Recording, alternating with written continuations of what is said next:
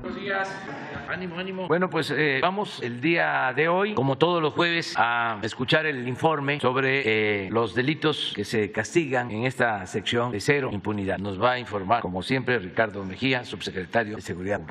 Con su permiso, señor presidente, vamos a presentar como cada semana el informe Cero Impunidad, que es un esfuerzo del Gobierno de México a través de la Secretaría de la Defensa, de la Marina, de Seguridad, las Fiscalías Estatales, las Secretarías de Seguridad de los Estados, el Centro Nacional de Inteligencia, la Guardia Nacional y la Fiscalía General de la República. En la semana que se informa hubo un total de 8,269 detenidos por parte de todas las fuerzas federales y estatales de seguridad y se presentaron al Ministerio Público, tanto del Fuero Común como federal, un total de 7,976 personas. Siguiente. Informamos que el día 11 de octubre la Fiscalía General de la República, en cumplimiento del Tratado de Extradición firmado entre México y Estados Unidos, remitió en extradición a 2 personas masculinas de nacionalidad mexicana que fueron requeridos por diferentes cortes. El primero de ellos, Adriel G., que fue extraditado a un tribunal del estado de Arizona por los delitos de violación equiparada y secuestro, y el caso de Miguel F., que fue remitido también a una corte del estado de Arizona, en este caso por los delitos de abuso sexual a menores. Bien, informamos también de la detención el día de ayer de 7 presuntos secuestradores y el rescate de un menor en el municipio de Huehuetoca, en el Estado de México. Esto fue una acción operativa implementada por la Fiscalía General de Justicia del Estado de México, la Secretaría de Seguridad y la Policía Municipal de Huehuetoca. Se estuvo en contacto permanente con el fiscal Cervantes y se logró el rescate con bien de un menor de 9 años, quien había sido secuestrado el día 10 sobre la avenida Benito Juárez, en la colonia centro de ese municipio, mientras se dirigía a la escuela con su madre. Se identificó al vehículo, se hicieron diferentes acciones de inteligencia e investigación y finalmente logró dar con el paradero del menor y detener a 7 personas quienes eran parte de una célula criminal que mantenía en cautiverio al menor y por el cual exigían la cantidad de 4 millones de pesos. Y ya están detenidos 7 personas, una de ellas por identificar todavía, y se aseguraron 3 inmuebles y se van a poner a disposición del juez de control para los efectos conducentes. Y también informar de la detención de un objetivo relevante, el sujeto apodado El Gafe, que es presunto líder regional del cártel Jalisco Nueva Generación en los municipios de Tlajomulco de Zúñiga y El Salto, en aquella entidad. Esta fue una detención realizada por la Secretaría de la Defensa Nacional en estrecha colaboración con la Guardia Nacional, Centro Nacional de Inteligencia y la Fiscalía en materia de delincuencia organizada de la FGR. Se le aseguraron 1,000 pastillas de fentanilo, armas largas, cortas, granadas, cartuchos y vehículos. Lo relevante de esta detención, además de todo, es porque a este sujeto, Carlos Augusto N., alias El Gafe, se le vincula con delitos como homicidio y secuestro, así como la autoría de los hechos ocurridos el pasado 2 de octubre en el centro comercial Landmark en Zapopan, derivado del cual perdió la vida una persona. Se le conoce como uno de los principales generadores de violencia en la zona metropolitana de Guadalajara, coordina células de narcomenudeo, sicarios y halcones y el reclutamiento de nuevos integrantes de células operativas en diferentes estados. Ya fueron puestos a disposición de la Fiscalía Especializada en Materia de Delincuencia Organizada. También referir que este individuo participó en los hechos del pasado mes de agosto en Ixtlahuacán del Río, en Jalisco,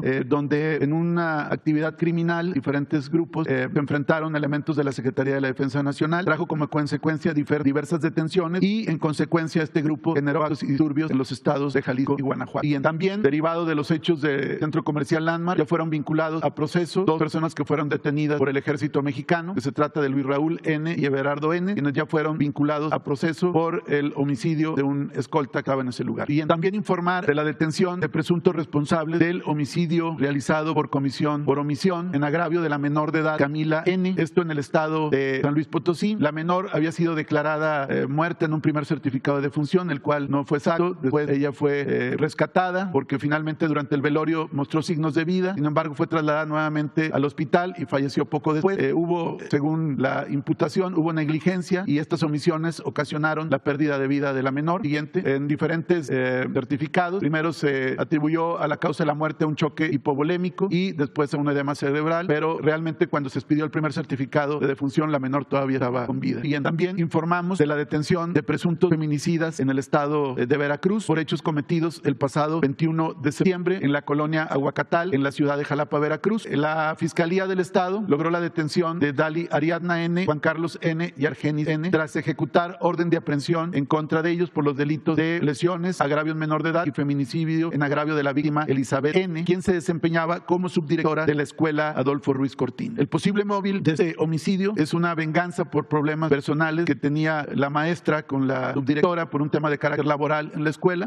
Dali Ariadna se le atribuye la autoría intelectual y los otros dos sujetos son copartícipes. Siguiente. Hoy es la audiencia de vinculación a proceso y estos fueron los eventos que fueron grabados en videocámaras donde se ve el momento del homicidio con un sicario disparando y huyendo con posterioridad. A partir de las acciones de la Fiscalía se pudo determinar los autores y el móvil y ya están detenidos. Siguiente. También informar de la detención de un presunto feminicida por reto en videojuego en el Estado de México. Esto fue por parte de la Fiscalía del Estado de México y la Policía Municipal de San Mateo Atenco. Detuvieron a un individuo de nombre Lev Norman N., quien es investigado por este hecho. Se tiene conocimiento que el hoy detenido entabló relación con la víctima a partir de establecer comunicación con un videojuego, un ajedrez virtual, y ahí establecieron comunicación y él le pide el domicilio a la víctima para llegar y decirle que se iba a vestir de mujer en el lugar, pero ya estando en el sitio, en la vivienda, priva de la vida a Lucero y se le identifica con una mochila donde al parecer llevaba restos humanos. Finalmente se logra imputar y ya está vinculado a proceso penal por feminicidio. Siguiente. También hay una detención de probables responsables del desplome de un tanque elevado en el municipio de Texmelucan, en Puebla. Esto fue una acción de la Fiscalía de aquella entidad. Se detuvo a Julio César N. y Heriberto N., director de Protección Civil y secretario de Obras Públicas, Desarrollo Urbano y Medio Ambiente, por el homicidio, lesiones y daño en propiedad, ejercicio indebido de funciones públicas, por los hechos ocurridos que ocasionaron el desplome de una torre que ocasionó a su vez la pérdida de vida de 2 personas, una más herida y el colapso de esta estructura. Por cuestiones de negligencia dolosa y por diferentes documentales que pudieron recabar, se les imputa y está pendiente su vinculación a proceso. Siguiente. También informar de la liberación de la vía federal, la carretera número 15 federal en el estado de Sonora, tras 10 años de bloqueos en 3 puntos ubicados en Vicam y en Estación Oro. Esto es en el territorio yaqui. Como se recordará, hay un plan yaqui de justicia yaqui que ha sido impulsado por el presidente de la República y las autoridades federales y locales. Hay diferentes acciones que se han venido desarrollando. Sin embargo,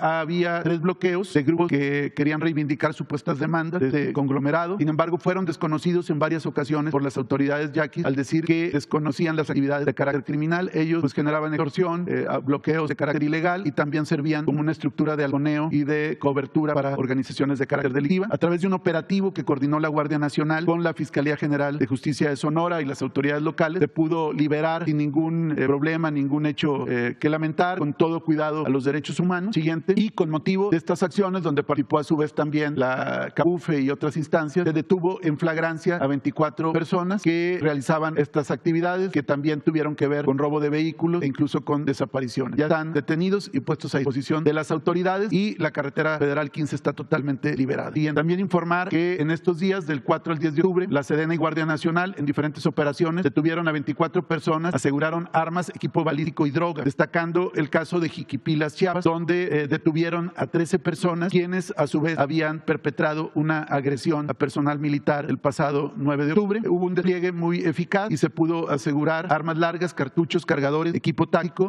y también a 13 personas. Los detenidos presuntamente pertenecen al grupo delictivo de los Valdovinos, afín al Cártel del Pacífico. Se detuvo junto con 14 armas largas. Y en otros lugares del país hubo diferentes detenciones. Tula de Allende Hidalgo, 2 personas detenidas también por actividades ilícitas. En Nuevo Laredo, una persona liberada que había sido privada de la libertad y 2 personas detenidas con armas largas, cartuchos y cargadores. Siguiente. En Mexicali, una persona detenida también con dinero sin acreditar la legal procedencia. En Matamoros, 2 detenidos también con una cantidad importante de dinero. Siguiente. En Tijuana, una persona detenida con 18.4 kilos de metanfetaminas y un vehículo asegurado. En Río Bravo, Tamaulipas, en un enfrentamiento que hubo en ese lugar, un agresor fallecido, 1 herido y fueron aseguradas 4 armas largas, 745 cartuchos y un vehículo. Siguiente. También en Miguel Alemán, un detenido, un agresor fallecido, 2 armas largas aseguradas. Y en Tijuana, 120,000 pastillas de fentanilo, 3 kilogramos de fentanilo en polvo y una persona detenida en Tijuana junto con un arma corta. Siguiente. En el caso de operaciones por parte de la Secretaría de la Marina, informar que elementos de esta institución, en coordinación con la Comisión Estatal de Seguridad de Morelos, lograron la detención de 4 personas con 2 armas largas, 2 cargadores, diferentes dosis de droga, marihuana y metanfetamina. Esto fue una operación coordinada en el municipio de Cuautla, Morelos. Bien, informar como vinculaciones relevantes, es decir, el seguimiento que hay después de las detenciones, las puestas a disposición al Ministerio Público y luego a los jueces de control. Ahí ya hay vinculaciones a proceso relevante, como en el caso de Puebla, que se logró la vinculación a proceso de César Augusto N. por el delito de secuestro agravado en agravio de Sandra Elizabeth N. por hechos ocurridos en abril de este año en el municipio de Amozoc, en la Junta Auxiliar de San Salvador, Chachaba. Él, junto con otros, siguiente, ya fueron detenidos y vinculados a procesos, son parte de una célula delictiva dedicada al delito de secuestro. Y también informar como sentencias relevantes que en el estado de Quintana Roo fue condenada por violación, pornografía infantil y corrupción a menores Erika S. y condenada a 41 años de prisión en un procedimiento abreviado. Ella fue detenida el día 22 de septiembre. Ella obligaba a realizar actividades de índole sexual y registraba a las víctimas menores utilizando fotografías y videos, y tras denuncia anónima, la Fiscalía Especializada en Delitos contra la Libertad Sexual pudo lograr un orden de cateo y asegurar diferentes dispositivos tecnológicos, y hubo también el reconocimiento de la imputada de haber cometido estos hechos delictivos. Siguiente, también informar como sentencia relevante que fue condenado a 43 años y 9 meses de prisión Mario N. tras acreditar su participación en el asesinato de un candidato a presidente municipal de Ameca Meca, de nombre Juan Bautista Morales, por hechos ocurridos el pasado 5 de septiembre del 2021. Siguiente, también fue condenado a 42 años y 6 meses de prisión Gerardo N., exalcalde de Sinacantepec, Estado de México, por su participación en el delito de homicidio calificado en agravio de un ex primer regidor de ese municipio por hechos cometidos en marzo de 2020. Y también la Fiscalía de la Ciudad de México logró diversas sentencias ante el Tribunal Superior de Justicia, una de ellas de 82 años en contra de Edgar N. por los delitos de homicidio calificado en razón del parentesco y homicidio calificado, otra por secuestro agravado en contra de Fernando Román N., otra más por privación ilegal de la libertad en su modalidad de secuestro express, 50 años de prisión, y otra más también por homicidio calificado y tentativa de homicidio por 46 años en contra de Luis Fernando N. Bien, queremos informar también esta situación, también un caso de impunidad que se genera a partir de una dilación en la actuación de una juez, esto en el estado de Guerrero. Como recordarán ustedes, hace unos días en el municipio de San Miguel Totolapan hubo un evento delictivo donde fueron privados de la vida el alcalde Conrado Mendoza, su padre de ese municipio, y 18 víctimas más, esto en San Miguel Totolapan, que ya se sigue realizando las investigaciones por parte de la Fiscalía Local con apoyo de las instancias federales. Aquí es importante señalar como antecedentes que el pasado 26 de julio, con acciones de inteligencia y acciones de investigación criminal realizados por la Fiscalía del Estado de Guerrero, se pudo determinar 5 posibles inmuebles donde el grupo criminal de la familia michoacana desarrollaba actividades presuntamente delictivas, entre ellas la privación ilegal de la libertad de personas. Se solicitó el cateo a 5 inmuebles, entre ellos un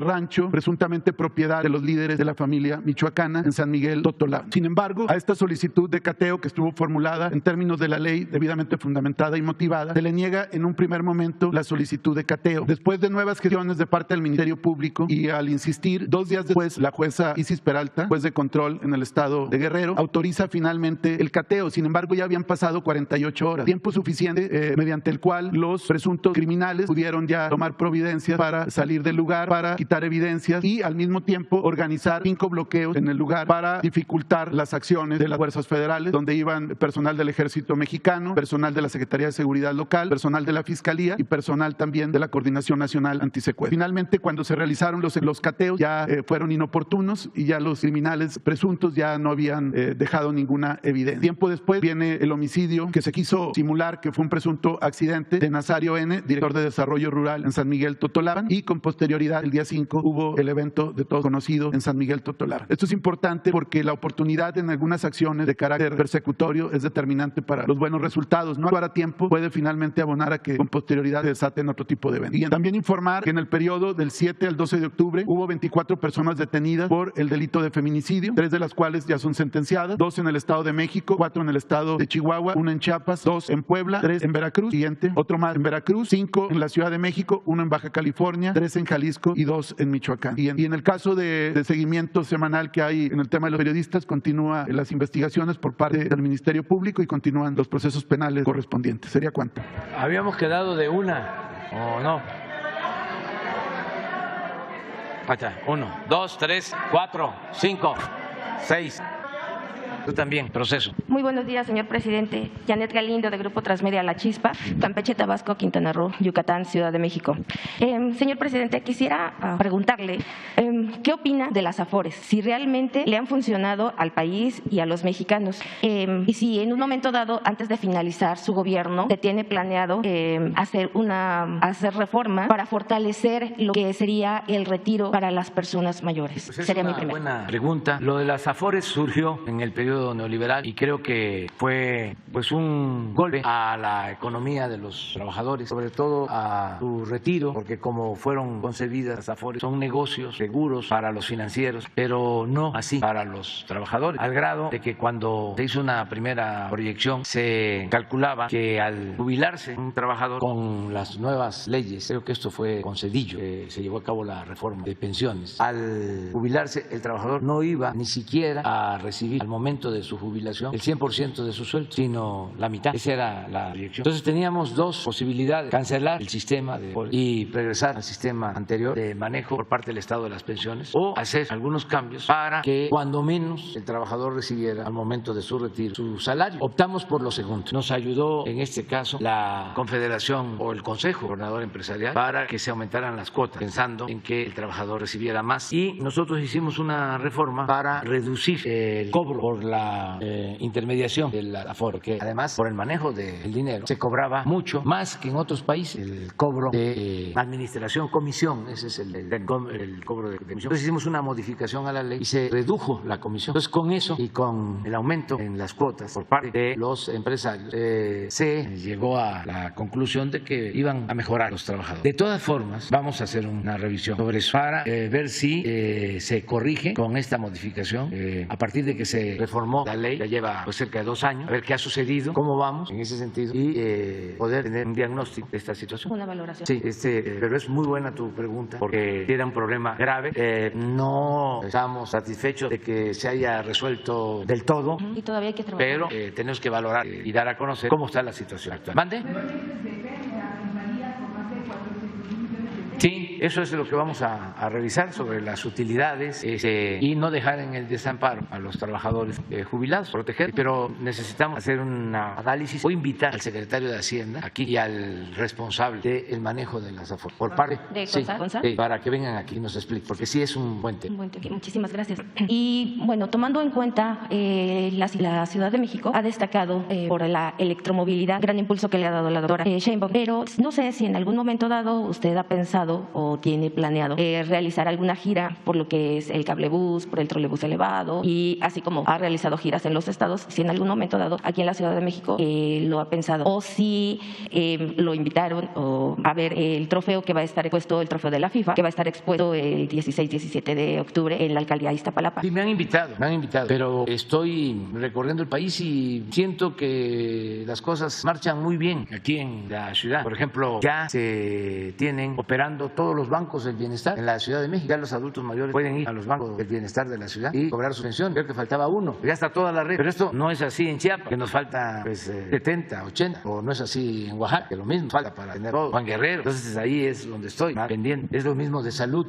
Claudia es pues muy buena gobernando y está constantemente solicitando apoyo para la población de la Ciudad de México. Por ejemplo, asiste todos los lunes a la reunión de seguridad, y los lunes también, que tenemos la reunión de salud, ahí está a las 6 de la tarde, y pues convence a doctores y a todos, hay que atender la salud en la Ciudad de México, y yo tengo que estar diciendo, y quiero mucho a los capitalinos, porque imagínense cuánto apoyo he recibido de la gente de la ciudad. Para empezar, me aceptaron como jefe de gobierno siendo tabasqueño, y siempre me ha sacado a flote en los momentos más difíciles. Le debo mucho a la gente de la ciudad, al pueblo, en todo el país, pero aquí me han portado muy bien. Sin embargo, tenemos que dar más al que tiene menos. No puede haber trato igual entre desigual. La justicia es darle más al que tiene menos, y eso lo entiende el capitalino, porque si hay un pueblo solidario, es la solidaridad ya escrita que hay en la Ciudad de México. Solo la he visto, la he constatado en las comunidades indígenas. Aquí, en apariencia, cada quien está en lo suyo, vive en una unidad habitacional, cada quien en su departamento, en la calle no se conocen por lo general. Pero cuando hay una desgracia que afecta a otros, dale, ayudar. Si aquí se pone un campamento para recoger despensas o apoyos por inundaciones en Oaxaca, en Veracruz, en Tabasco, ahí llega la gente a entregar sus despensas. En los terremotos, bueno, en los camiones públicos, en el metro, la gente fraterna, solidaria. Pero pues aquí es donde hay más médicos, es donde hay más especialistas en comparación con Guerrero, con Oaxaca, Chiapas. Entonces por eso dedico más mi tiempo. Aquí siento que está bien atendida la gente, es buena como jefa de gobierno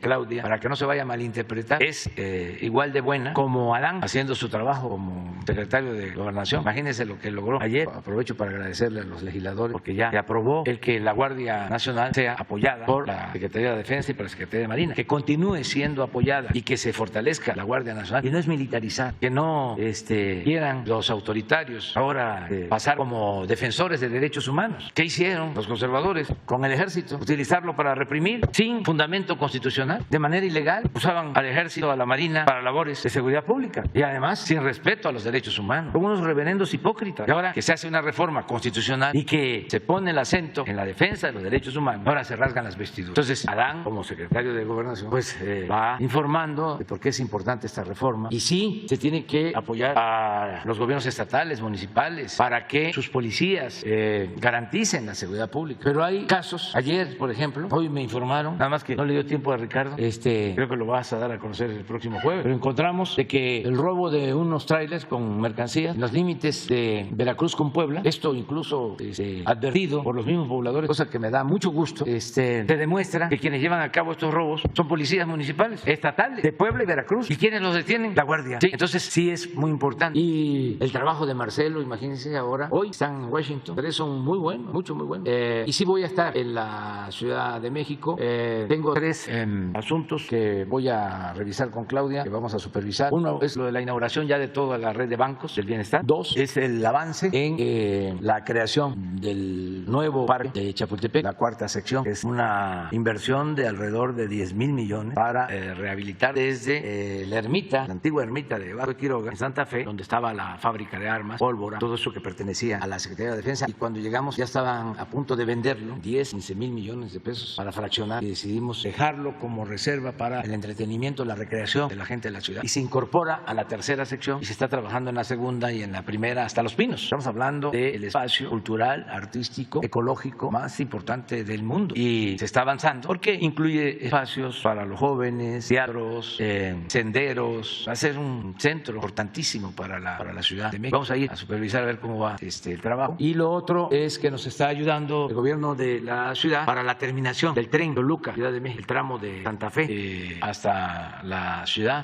hasta la terminal de observatorio, está a cargo de la ciudad. Y van avanzando, y ese tren lo tenemos que inaugurar a más tardar en diciembre del año próximo. El tren ya Toluca, Ciudad de México. Son las 3 cosas que tenemos pendientes. Y el aeropuerto, la Terminal, ¿no? 2, que también. Y la Terminal 2 del aeropuerto. Sí, que está a cargo del gobierno de la ciudad. Había yo quedado hablando de los candidatos. ¿Te acuerdan que quedamos de que ya no iban a haber tapado? Sí. Ni dedazo, ni tapado. Vamos todos a hacer historia. Todos estamos haciendo. Sí. ¿Se acuerdan aquello de que el que se mueve no sale en la foto, no? Sí, don Fidel. Y hay no sé cuántas caricaturas para los jóvenes. ¿No tienes caricaturas del tapado? De Abel Quesada. Y de Abel Quesada, pero pues todos. Ríos, Naranjo. Todo eso para los jóvenes. A ver si tenemos alguna. Nada más para que. ¿Cómo era? Pues para no olvidar. Sí, no va a quedar pendiente, pero pues, nada más. Vamos a ver si vemos una caricatura del tapado, porque ya no se habla de eso. No se habla. Se les olvidó a los medios. Bueno, no a todos. No a todos. ¿Sí? Ahí está. ¿Es Quesada? Pues vamos a dar a conocer, porque son los que han expresado que quieren o han aparecido en encuesta o los han propuesto. Para que vean cuántos hay del bloque conservador. Dije que eran 38, pero salieron 42. A ver, de una vez vamos a destapar. Agustín Carmen, él es el que fue secretario de Hacienda y del Banco de México, sí. Creo que está ahora en el Fondo Monetario Internacional. Tiene mucho apoyo de los financieros mexicanos. Alejandro Moreno es presidente de Beatriz Paredes, pero ella ya manifestó que quiere también. Ella es senadora y fue gobernadora de Tlaxcala. Carlos Loré de Mola, ¿no? Carlos Medina Plasencia, que fue gobernador de Guanajuato. Claudio X González. Pues eso es lo que algunos de ustedes dieron información. Tómenla. Es lo que aparece de dominio público. Dumel Torres, Damián Cereda, es el del PAN, senador Dante Delgado, Demetrio Sodi, de la Denise Derece, Diego Fernández de Ceballos, Emilio Álvarez, Ricardo, Enrique de la Madrid, Fernando Canales Clarión, Gabriel Cuadra, Gilberto Lozano, Frena, Gustavo de Hoyos, ese es el de la Coparmex, ¿no? Que fue a acusarme con el rey, Gustavo Madero, senador, y Alfonso Guajardo, secretario de Economía del licenciado Peña, José Ángel Gurría, el ángel de la independencia, de la dependencia. Es que él fue secretario de Hacienda, creo, y de Relaciones Exteriores, y dijo que el neoliberalismo iba a durar, creo que 20 o 30 años. Latinó, y por eso le llamaban el ángel de la dependencia. Estuvo también recientemente en la organización que es de comercio, ¿no? De desarrollo económico, OCDE. Juan Carlos Romero, fue gobernador de Guanajuato. Kenia López Rabadán, ¿quién es? Senador. Lili Tellesi. Lorenzo Córdoba, pero ese del INE, ese no puede. Luis Donaldo Colosio, Margarita Zavala, Marco Cortés. Marco Cortés es el del PAN. Maru Campos, gobernadora de Chihuahua. Mauricio Uri, él no creo, Sí, lo ha manifestado. Mauricio Vila, sí, es de Yucatán. Son muy buenas personas los dos. Mauricio Curi y Mauricio Vila. Miguel Ángel Mancera, Osorio Chong, él también. Moreira lo propuso, Miguel Ángel Riquelme, el gobernador de Coahuila. Patricia Mercado, sí. Pues puede ser, porque ella les ayudó en el 2006 cuando el fraude. Ustedes saben que para quitarnos votos de mujeres feministas, la impulsaron ahí y sacó como 1 millón de votos. Y la diferencia formal, entre comillas, fueron 240,000 votos, por los que supuestamente ganó Calderón. Y ella se llevó como 1 millón. Pedro Ferriz ya fue candidato, ¿no? ¿Quiere? Ricardo Anaya, sí. Samuel García. ¿Quién? Que no. Santiago Krill, ¿sí dijo? Silvano Aureoles sí me consta que hace poco dijo, ¿no? Y Xochitl Gálvez. ¿Tiene falta? Sí, pues hay que ponerlo. Sí, pero todavía no se sabe si es culpable o no, o sea, es presunto. 43, entonces, pues así está. Hay bastante, pues se tienen que poner de acuerdo. Muy bien, vamos a seguir. Señor presidente, ya cumplimos ya nosotros. Nada más agrega la cabeza. Con respecto...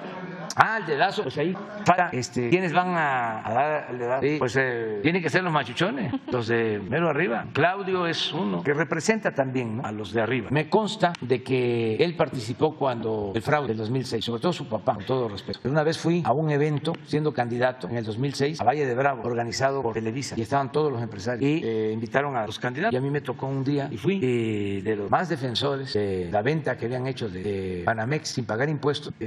No, pero también Claudio defendiéndolo y en contra mía, ¿no?, en contra de nosotros. Desde entonces, 2006, y Roberto Hernández pues también. Me alegaban de que era un asunto legal y yo les contestaba de que sí, pero que no era moral. ¿Cómo hacer una operación de 12,000 millones de dólares y no pagar un centavo de impuestos? Y luego pues ya se demuestra, porque se sabe que él había impulsado a el que fue secretario de Hacienda, Fox, Gil Díaz, que había trabajado con él. Bueno, Gil había estado de subsecretario de Hacienda de Salinas y luego trabajó con Roberto Hernández, y luego Roberto Hernández se lo recomienda a Fox como secretario de Hacienda. Y luego, cuando Roberto Hernández vende junto con otros socios Banamex, el secretario de Hacienda, que era Gil Díaz, pues no se apura en cobrarle impuestos por la operación. Pero no solo eso, cuando triunfa Fox se va de descanso a Isla de Pájaros, en una reserva ecológica que tiene Roberto Hernández, desde luego una residencia con vista para avión. Y después que regresa, resulta que la casa de campaña de transición en Las Lomas es una casa de Roberto Hernández, y ahí despacha Vicente Fox. Fíjense las vueltas que da la vida.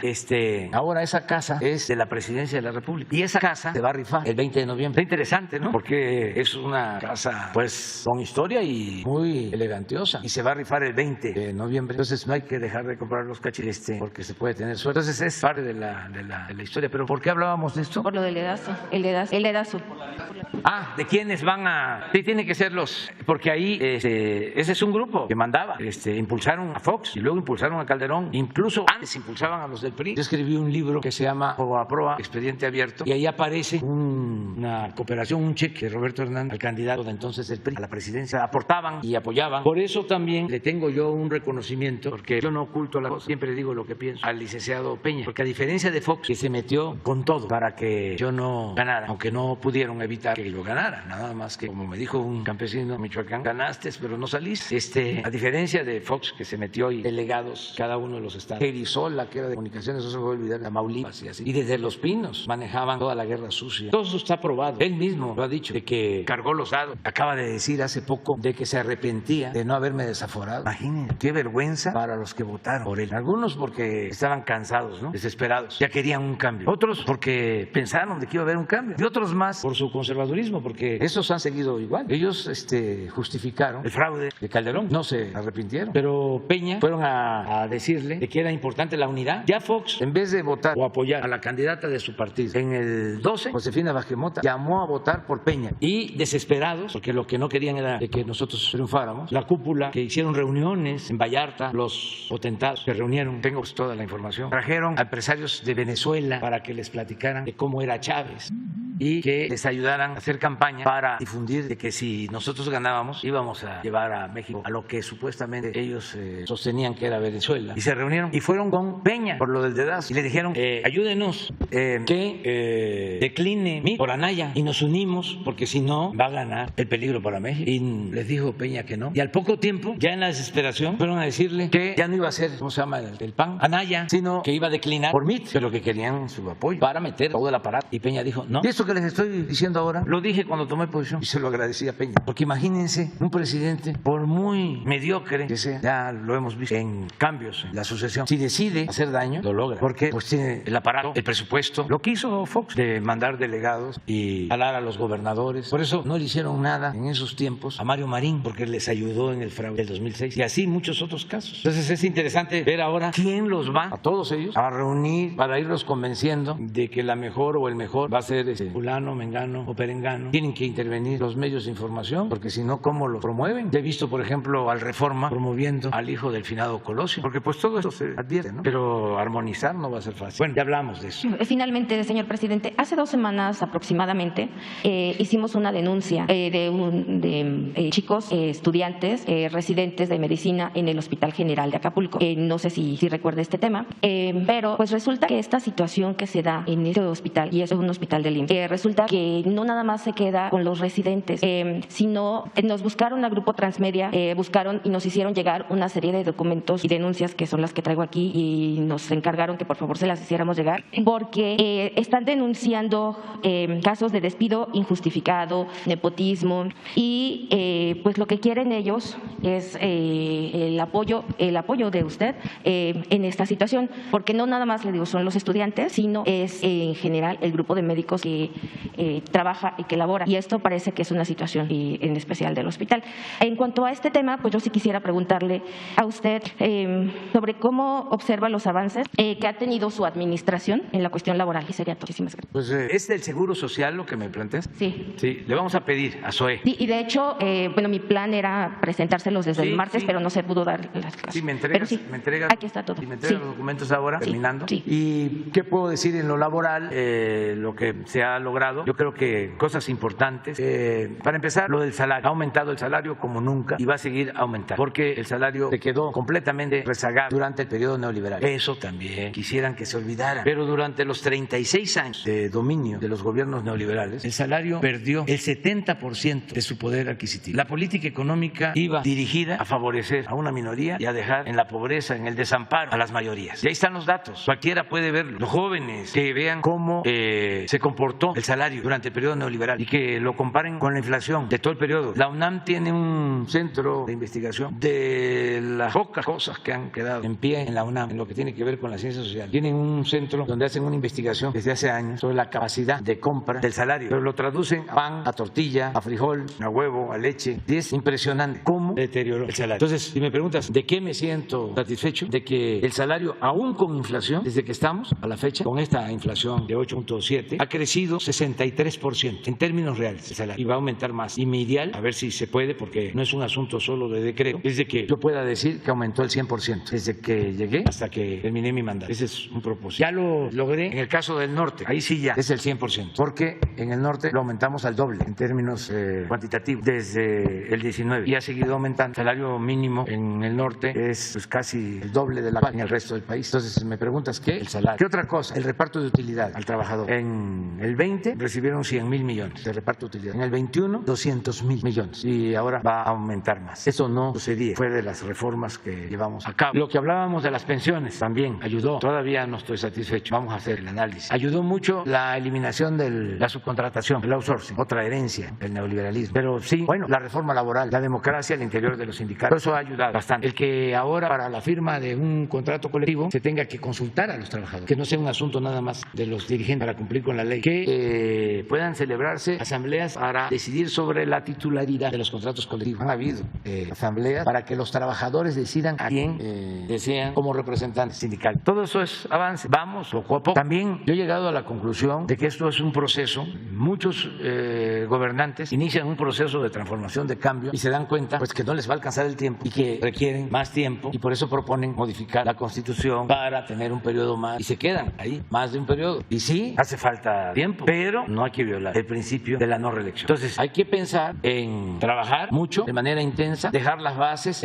medir bien todo aquello que pueda ser irreversible, que ya no puedan los conservadores dar marcha atrás, y lo más esencial de todo, auspiciar un cambio de mentalidad, porque eso es lo que permite de fondo que no haya retroceso. Entonces yo termino y van a venir otros, y estoy seguro que va a haber continuidad con cambio. En el caso laboral hacen falta muchas cosas todavía, pero pues no se puede todo. Hay que priorizar. Yo voy a dejar las bases avances, en algunos casos bastantes avances, en otros solo los cimientos, el ejemplo y esto que considero muy importante, el cambio de mentalidad. Parece mentira, pero poníamos ayer el ejemplo de cómo a los mexicanos ya no se les puede manipular. Está complicadísimo. Pueden meter dinero, campaña sucia, calumniar. No funciona. Ayer pusimos un mensaje de la guacamaya diciendo, ¿sí?, al borde de la desesperación. No quieren abrir los ojos. ¿No será que al revés? No quieren cerrar los ojos. Desesperados. No quieren ser como antes, que tampoco era así. Pero sí había más margen para la manipulación. Además eran boletines. Como ahora, llama la atención cómo está uniformada toda la opinión en medios. Yo no lo hago porque tengo bastante trabajo, pero si se ponen las columnas en una mesa de los periódicos o se escuchan los contenidos de los programas de noticias de radio, es un boletín. Fíjense la paradoja. Antes los boletines los confeccionaba el gobierno, mandaba los boletines y a veces ni siquiera en los periódicos le cambiaban las palabras y se podía leer en un periódico pero el mismo texto como noticia en 2 o en 3 y en el boletín. Tú haces boletín y te salen así parejos, o sea, no te hacen caso. Hay un debate en las redes, surgió una plataforma, como hay muchas, y de gente que ni siquiera se agrupa, sino en lo personal opinan, y son muy inteligentes, muy inteligentes. Siempre los estoy viendo. Un día voy a hacer mi lista. Bueno, tampoco los voy a exponer tanto porque, pero me llama la atención precisamente de que a una de estas plataformas las acusan o la acusan de que están recibiendo chayote de nosotros. Entonces dice el de la plataforma, ya Jesús informa que ni siquiera nos das café, pero café sí hay aquí, ¿verdad? No hay. No, pues en vez del chayote, el café, cuando menos. Café, pero no, porque lo leí, pues Jesús ya aclara de que no nos das chayote, que no nos das ni café. Adelante. Buenos días, presidente. Hans Salazar, de Noticiero en Redes. Preguntarle, ahora que prácticamente está avanzado el tema o superado de la ampliación de las Fuerzas Armadas en el tema de la seguridad, todo esto que conlleva a eso, ya se parte hacia la siguiente iniciativa de reforma constitucional, que sería la reforma electoral. Ya incluso hay tema al respecto, ya ha habido incluso foros, pero también se habla sobre, ahora que ha cambiado un tanto el panorama legislativo, tanto en la Cámara de Diputados, en la de senadores, para poder avanzar en temas de reformas constitucionales. También se rescataría el tema de la reforma eléctrica, sería mi pregunta, y aprovechando este nuevo panorama de la posibilidad de avanzar en reformas constitucionales, solamente se quedaría en ese empuje hacia estas reformas, o habría más, se contemplarían más en otros temas, pues cambiando el panorama legislativo para poder avanzar en la transformación que está impulsando. Sería mi primera, y ahorita si me permite otra. Bueno, nosotros propusimos la eléctrica, esta que tiene que ver con la Guardia Nacional, y la electoral. O sea, la eléctrica, como está y como la terminó de definir la Corte, el Poder Judicial, creo que es suficiente, porque se considera un fraude legal del autobús, que era una simulación que dañaba mucho. Se permite ahora que las plantas de energía de la Comisión Federal puedan despachar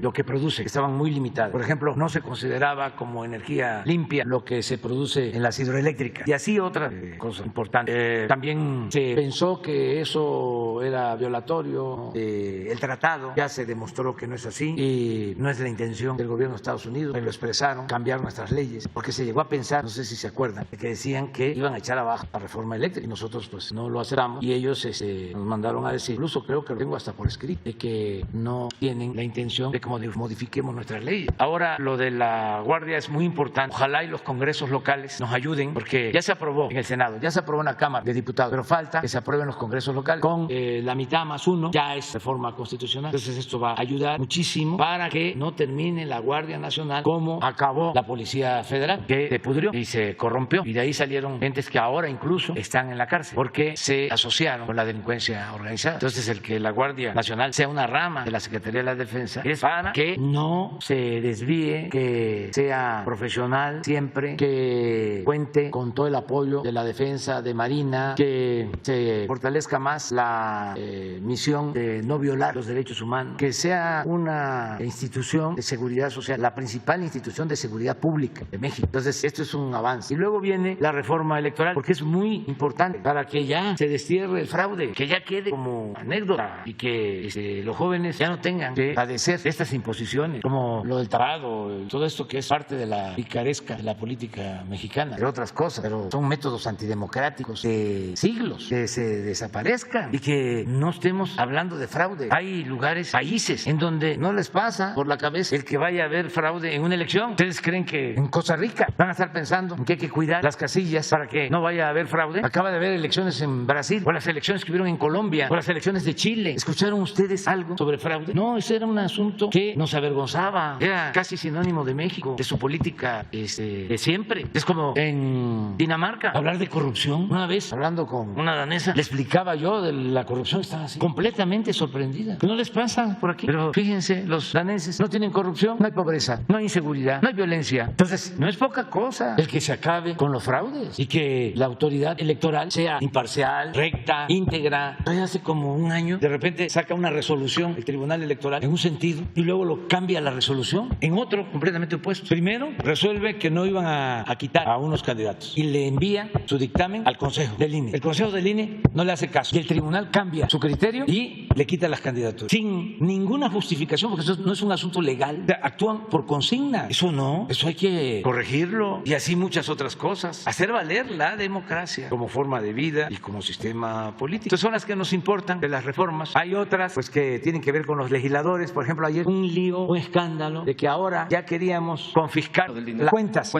bancarias. Sí, de que si nadie reclamaba una cuenta después de 6 años, venga para acá. Para empezar, es una iniciativa del legislador que tiene que ver con la delincuencia. ¿Lo puedes explicar tú? A ver, pero antes de que lo explique, se aprobó. ¿Quiénes la aprobaron? Casi por unanimidad. Bueno, de todas maneras, como nos echan la culpa de todo y se pelean particulares, es culpa de nosotros. Bueno, de todas maneras, yo pido, con todo respeto, al Poder Legislativo que informen y que se profundice más sobre el tema. Como todavía tiene que ir al Senado, hay tiempo, porque parece que lo confiscado en el caso de delitos, un porcentaje es para la Federación y otro porcentaje para los estados y para seguridad pública. Yo diría, no, que sea para personas con discapacidad, que sea para adultos mayores, que sea para la salud y también mucho ojo, porque cuando empezó la campaña esta, además de que todo es culpa de nosotros, hubo uno que puso, no tiene llenadera el presidente. Además de que el propósito es siempre afectarnos. No dudo, también advierto, porque ya llevo algún tiempo en esto, que haya intereses de los bancos, porque hay mucho dinero que va quedando en los bancos y cuando menos lo hacen sudar a ese dinero que ya no reclama nadie. Entonces que se vean las cosas bien para que se actúe de la mejor manera posible. Yo les puedo decir al pueblo de México que nosotros tenemos finanzas públicas sanas. No es para presumir, pero tenemos en caja hoy $500 billion de pesos. No es que estemos desesperados, no. Cuando no hay corrupción, el presupuesto rinde, alcanza. No hay que andar bolseando como lo hacían antes, aumentando impuestos, con gasolinazos, endeudando al país. No hace falta, pero a ver, explica cómo es la iniciativa, por favor, Ricardo. Sí, con su permiso, señor presidente, es una reforma a la Ley de Instituciones de Crédito. Se modifica un artículo, el 61, que tiene que ver precisamente con estas cuentas que después de un tiempo no son reclamadas y los bancos las asumen como suyas, teóricamente para ocuparse en temas de beneficencia pública. Pero el espíritu de la ley, como se explicó, es todos estos bienes financieros, es decir, dinero que es recuperada de cuentas de la delincuencia, del crimen organizado, de temas de extorsión, que desde luego ya una vez que son aseguradas, no son reclamadas por estos grupos delictivos. El objetivo es poder utilizar esos recursos para un fin público. Una parte, según la iniciativa, es para temas de beneficencia pública y otro tema, según la iniciativa que aprobó la Cámara, es precisamente para poderse ocupar en temas de infraestructura, equipamiento policial para las instituciones federales, estatales y municipales. Evidentemente esto está sujeto a una serie de controles y reglas de carácter financiero, pero sí se advierte que hay una bolsa muy importante que no se utiliza para un fin socialmente útil, sino que finalmente son utilizados efectivamente por las instituciones bancarias y, como aquí lo señala el presidente, pues bien podrían utilizar utilizarse para temas de carácter social. Pero no significa apropiarse de ninguna cuenta, son bienes que ya no son reclamados y después de un tiempo suficiente, pues ya pueden pasar a ser utilizadas de esa manera. ¿Se calculan montos? No hay ahorita un monto específico, pero yo podría señalar en un dato preliminar que solamente en temas de extorsión hay alrededor de 14,000 millones de pesos. O sea, son bienes que la delincuencia, a partir de todas estas operaciones que se hacen cotidianamente, pues se les quitan o se les bloquean, pero no tienen una utilidad social, simplemente van a generar intereses a los bancos. Entonces, ¿cuál es la idea? Pues que puedan precisamente utilizarse, apoyar al país, apoyar a un fin lícito, pero evidentemente, como lo dice el presidente, pues nadie está pendiente, entonces es una bolsa muy importante, porque eso es solamente una porción, temas de extorsión, pero pues es una bolsa muy amplia, muy cuantiosa.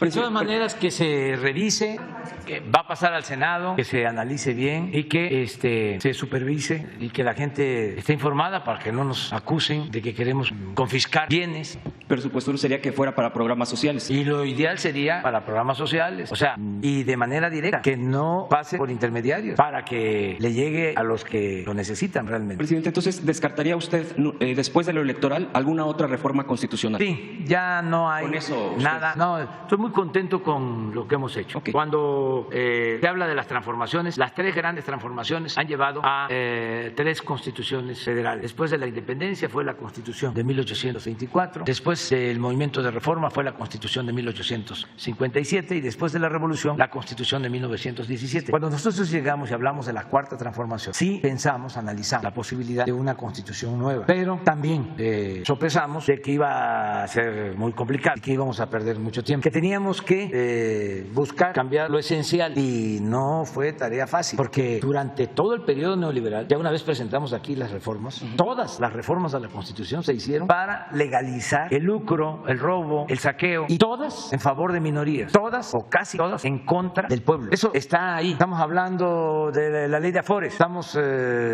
hablando de la reforma al artículo 27, estamos hablando de la reforma a la ley minera para entregar los bienes de la minería particulares, la reforma energética, la reforma a la seguridad social, la reforma fiscal, la reforma educativa, que esa sí se pudo echar para atrás. Bueno, decidimos, no hacer una nueva constitución, sino hacer reformas constitucionales de fondo. ¿Y qué se logró? Por ejemplo, de que esté quien esté en el gobierno, ya no van a poder quitar la pensión a los adultos mayores, no van a poder quitar la pensión a personas con discapacidad, no van a poder quitar las becas para estudiantes de familias pobres. Ya se logró de que el presidente no tenga fuero y que pueda ser juzgado por cualquier delito como cualquier otro ciudadano. Ya se logró que la corrupción sea delito grave, que el fraude sea delito grave, que la defraudación fiscal sea delito grave. Ya se logró que quede prohibida la condonación de impuestos. Ahora se logra la creación de la Guardia Nacional y de que la Secretaría de la Defensa y de la Secretaría de Marina puedan participar en tareas de seguridad pública. Ya se logró que la Comisión Federal de Electricidad tenga trato cuando menos igual que el trato que le daban por ley a Iberdrola. Imagínense una empresa extranjera tratada mejor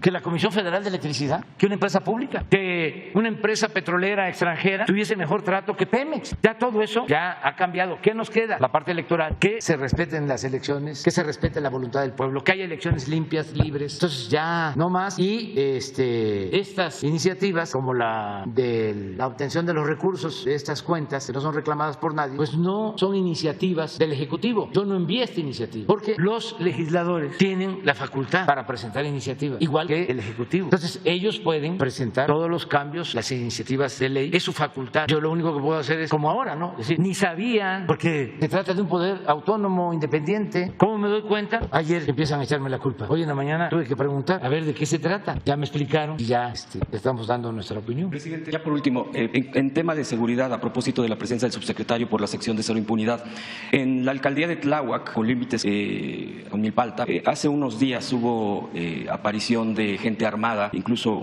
mostrando armas y haciendo muestra de su fuerza o de su presencia, pero incluso se fue más allá porque se encontró a un menor asesinado. Esto que tiene que ver, al parecer, y esa es parte de la pregunta que yo hago aquí y de qué se estaría haciendo, es con el tema del narcomenudeo y que tiene que ver con un cártel que está ahí ya presente. Se ha vuelto algo muy delicado porque incluso ya están amedrentando a las familias de menores de edad, de la secundaria, de una secundaria.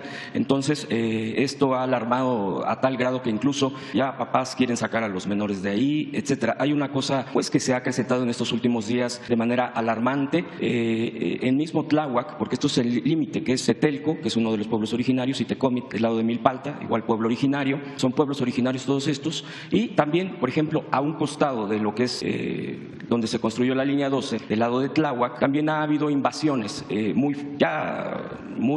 incesantes, invasiones de terrenos. Era un polígono que se había destinado por parte del proyecto Metro para el propio desarrollo, porque pues al llegar este tipo de transporte masivo, pues empieza a cambiar la fisonomía urbana. Sin embargo, ahí los grupos son diversos, invasores, podría ahorita decir alguno, pero bueno, son varios, pero ya la invasión es brutal, es permanente, incluso ya hay asesinatos. Preguntarle si aquí la Guardia Nacional tiene ya presencia, hay alguna cuestión para reforzar el trabajo que se está haciendo en tema de seguridad pública en el gobierno de la Ciudad de México. Y también en otro punto rapidísimo, presidente, no sé si ya escuchó, pero el doctor Lamoglia le ha pedido a usted a través de un video, que usted lo ubica muy bien al doctor, ayuda para uno de los periodistas más emblemáticos de nuestro país, que es Gutiérrez Vivo, este locutor que vino no lo digo yo, vino a transformar muchas de las cosas. Usted sabe perfectamente lo que le pasó, incluso usted en algún momento ha dicho que lo iba a llamar si quería regresar, porque en los gobiernos panistas prácticamente lo sacaron, y no solamente él, incluso el propio empresario con quien tenía acuerdo. Y el doctor Lamoglia ha lanzado un video, ahí está en YouTube, donde le pide a usted que lo apoye porque está muy mal de salud y económicamente. Preguntarle si usted lo auxiliaría, y lo digo porque bueno, pues es parte también referente y de una libertad de expresión, que por eso precisamente los panistas se enojaron cuando lo entrevistaron a usted como jefe de gobierno, y se lo invitaría incluso a incorporarse en alguna actividad de su propio medio. Esos serían mis dos últimos, y le agradezco la atención, presidente. El doctor Lamoglia, le pregunté, le mandamos a preguntar que si quería la entrevista, porque ya había escuchado y me mandó a decir que sí quería hablar conmigo. Eso fue ayer, antier, y lo voy a recibir, el doctor Lamoglia. Y el caso de don José Gutiérrez Vigo lo tengo muy presente. Claro que lo vamos a ayudar, para decirlo mejor, lo vamos a seguir ayudando, que aquí aplica aquello de que lo que da la izquierda no tiene por qué saberlo la derecha, pero sí ya hemos ayudado, porque fue una gran injusticia que se cometió con el acto de represión, de violación de sus derechos, sobre todo de la libertad de expresión y de manifestación de la. Entonces sí voy a hablar con él. Acerca de lo de Tláhuac, vamos a seguir apoyando al gobierno de la ciudad. Yo quiero comentarles algo sobre Tláhuac y sobre la ciudad. Conozco muy bien Tláhuac, se descompuso en los últimos tiempos, no era así. Y ya se están haciendo cosas buenas para garantizar la paz, la tranquilidad, para que no sigan operando estas bandas, porque surge una, se les castiga, van a la cárcel dirigentes y aparecen otros. Pero me gustaría un día invitar aquí, o vamos a hacer una evaluación sobre seguridad como la hacemos en los estados, pero vamos a hacer aquí de lo que se ha hecho en materia de seguridad en la Ciudad de México, porque es un ejemplo, los resultados son muy buenos. Esta es una de las ciudades más seguras del mundo, la Ciudad de México, pero se puede probar. Entonces sí me gustaría que, así como cada mes nosotros informamos de cómo va la situación de seguridad en el país, que no cada mes, sino en una ocasión que venga Claudia con su equipo, la invitamos, desde luego de manera respetuosa, porque son autoridades autónomas, soberanas, para que se conozca lo que se ha logrado en la ciudad, porque como no hay información suficiente y hay mucha manipulación. ¿Saben dónde hay más manipulación de todo el país? En la Ciudad de México. Es increíble. O sea, los medios de información de la Ciudad de México, que no son, dicho sea de paso, y afortunadamente nacionales, son los que más manipulan. Entonces aquí es donde han logrado, no mucho, porque la gente en todos lados y aquí está muy despierta, pero es un bombardeo día y noche, hasta dañan. Es para demandarlo. Yo no acostumbro a hacer eso, pues, pero hagan la prueba. Si van en el carro, pongan un noticiero y es ataques. Ahí está lloviendo uno de MBS, señor Cárdenas, ahí. Uy, ¿cómo? Sí, qué barbaridad sobre la manipulación de una información de una compañera periodista, algo así, ¿no? Una que viene a veces. Sí, pero él es, ¿no? Sí, y unos desplantes así parados. Sí, pero lo vi en MBS enojadísimo. Entonces, pero lo vi por la red. Pero sí me han dicho, tengo, no espías, pero sí informante, de que se le va cambiando y es lo mismo. O sea, es igual en todas las radios y en los periódicos, ya ni hablar. Ya hemos dicho que en la Reforma no hay un solo articulista objetivo, profesional. Todos completamente inclinados al conservadurismo. Voceros del conservadurismo. Todos. Antes ahí estaba Lorenzo Meyer y ya no está. ¿Y quién más? No, estuvo, ya tampoco está. René era más o menos, no más o menos, era profesional, era el René. No sé ahora qué esté pasando con él, porque ya han cambiado mucho las cosas con la transformación. Pero era como el sucesor de Miguel Ángel Granados Chávez. Ya lo veía yo así, el más parecido. A Miguel Ángel, bueno, Miguel Ángel escribía en la Reforma, ¿sí? Pero ya no. Ya nos vamos, ya. Nuevo León, sí, ya. Lo recibe Claudia. Le voy a pedir yo a Claudia. Sí, Sí, no, eso sí, estamos trabajando de manera coordinada y quiero además invitar a Claudia, ya lo dije, para que les explique y que nos explique a todos por esto de la manipulación que hay, de cuánto se ha avanzado en materia de seguridad. Por eso han llegado miles de extranjeros a vivir a la Ciudad de México. Unos lo ven muy bien, otros dicen que vienen a encarecer las cosas. ¿Cuál es mi opinión? Yo lo veo bien, son bienvenidos. Y nunca hay que estar en contra de los extranjeros. Nunca tener una postura en contra del migrante, del que quiere vivir en cualquier lugar. Hay que buscar siempre un mundo sin fronteras. Y estoy queriéndome acordar, sí, ya, es un pasaje bíblico sobre forajero. No trates más nunca al forajero.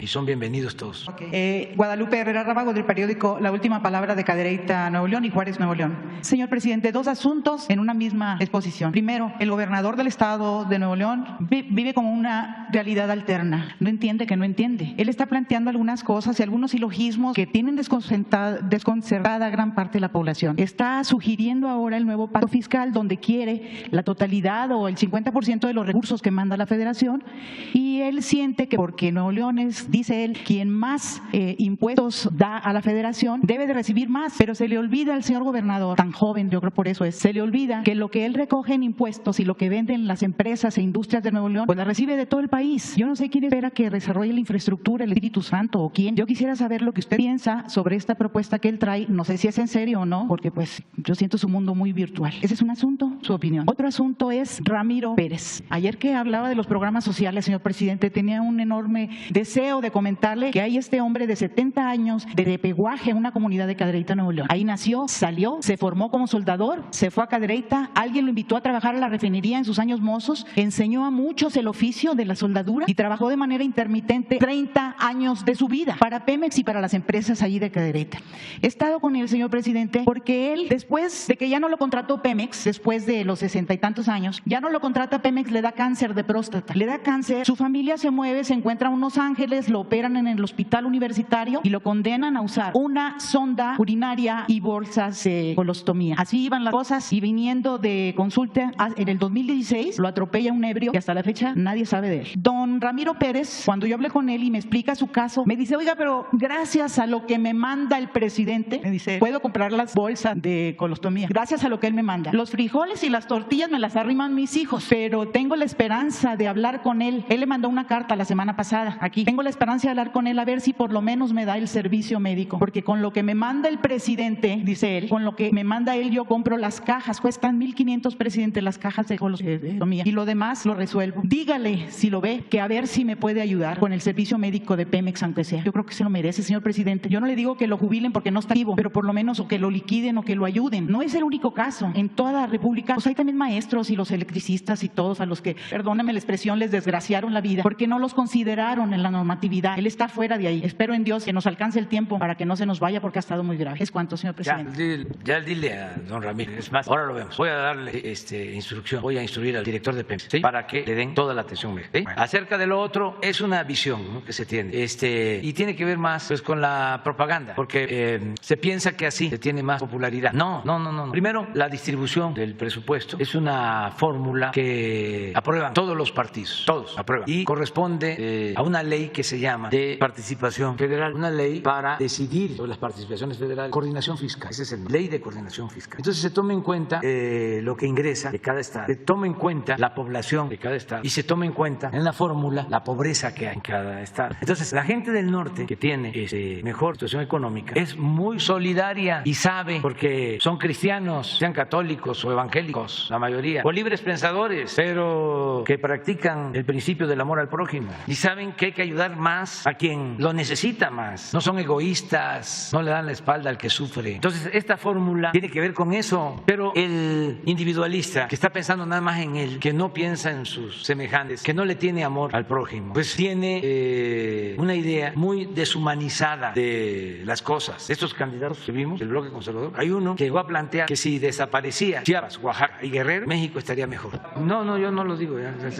No vaya a ser que yo me meta ya ahorita ya a opinar a favor y en contra, no, pero así, pero en el norte son muy solidarios, son muy fraternos, muy contrario también a lo que a veces se piensa. piensa. Dice, no, si es de Nuevo León, ese quiere ser como los tejanos. Si es de Tamaulipas es lo mismo. Si es de Chihuahua, si es de Sonora. ¿Saben dónde hay más nacionalismo? En el norte. En Ciudad Juárez, en Tijuana. Ahí es donde he visto que se llenan de emoción cuando se habla de México lindo y querido, cuando se escucha eso. Así es nuestro país. Entonces, no hay nada que preocuparse. Además, todos tenemos derecho a expresarnos, a manifestarnos, pero no es válido eso.